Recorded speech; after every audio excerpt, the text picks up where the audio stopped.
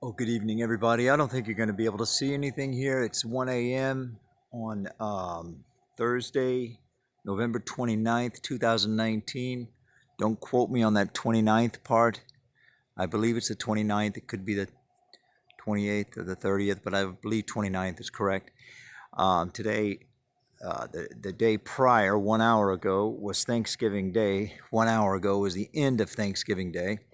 And I'm just getting home from my son and daughter-in-law's house where we had a wonderful time. I want to do a chemtrail update because to the best of my ability to see, today was a completely chemtrail-free day in Tampa Bay. Now, I never got a panoramic view of Tampa Bay because I was down in the neighborhoods. I was in the local suburb areas, and your line of sight is severely limited when you're in the suburbs because of the trees and the houses, and just you're not high in the topography of the area.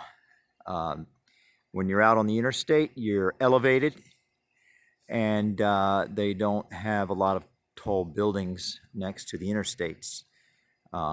That's not the way interstates are made, at least not around here. Anyway, so you have a much more, around here, the best, let me just put it this way, around here in Tampa Bay, the best place to get panoramic views of the entire region is the interstates, okay? I don't have access to penthouses on the 40th floors of any buildings, which we do have those kind of buildings here, but I don't have access to them. So for me, the best place to get a panoramic view is when I'm up on the interstate. So I never had that for the entire day, but to the best of my ability, it was a completely chemtrail-free day. And one sort of overlooked consequence of chemtrails, and also the absence of chemtrails, is the visibility of stars at night. When you have a lot of chemtrails, you can see very, very, very few stars. But tonight I can see many stars. Now, I don't mean like, galaxies like you can see when you're out in the country where there's no light pollution. We have a lot of light pollution around here, so I cannot see the galaxies. I can't see the bands of stars, but I could just see a lot of stars. The sky looks extremely clear. So that's kind of an interesting side effect. I have heard Alex Jones talk about, is it DARPA? One of these agencies has published white papers stating the explicit objective of blocking out the stars. It's some kind of mass psychological effect. I don't fully understand. In fact, I don't even barely understand it. I don't even reach the barely part of that, what's the word, of that spectrum. I don't even reach, I'm under barely. I mean, I haven't even reached the barely range. I don't understand that, but at the level of DARPA and CIA and Spookland, I mean, things just get weird up there. I mean, I don't know how they come to the conclusions that they come to, the philosophies, the strategies, the plans, the studies, the laws of science. I mean, I don't know. It's all.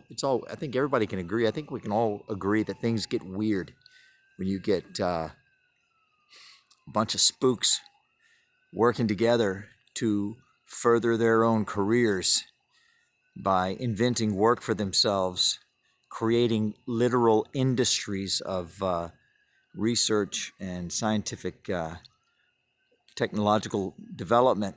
I mean, things just get really weird. So truth is stranger than fiction. That's probably the most understated truth, understated truth. Well, not really understated, but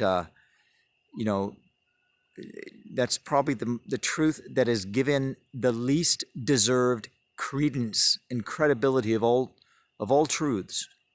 That's probably the one that is granted the least amount of deserved credibility. Truth is stranger than fiction.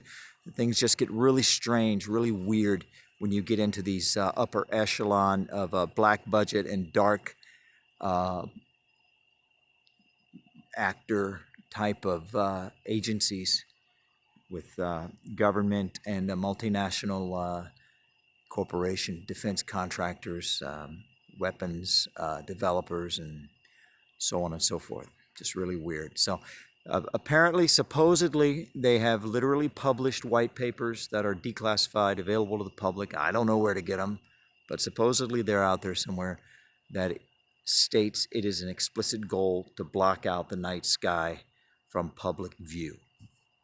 Like I said, some type of mass psychological effect from people not being able to see the creation, God's creation, basically.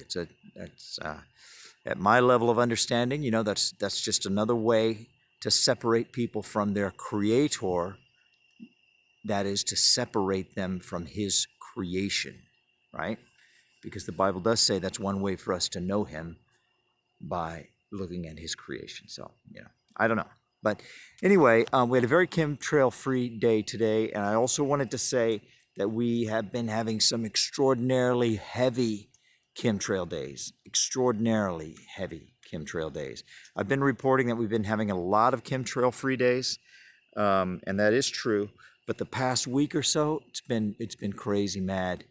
I don't want to say, I mean, I want to say more than I've ever seen before, and that's just the way I feel. I can't quantify that claim, but that's just the way that I feel. And one thing that I did notice the other day is that when there are chemtrails in the sky, sometimes, depending upon the atmosphere and climate conditions, the only time you can see them is when the sun is setting and the sun is behind the spray. Because they can be fairly transparent when they're really spread out, you know, hanging up in the sky for 3 or 4 hours. They can really become spread out pretty thin. But when the sun is behind them, at times, they turn magnificent colors of orange and red. At least that's what I saw the other day. So that was pretty interesting. I have seen multicolored sunsets before, particularly in the red and orange range, and I just thought that it was a pretty sunset, you know. But then yesterday it occurred to me that, wait a minute, those are chemtrails. And so is it true that only chemtrails create red sunsets?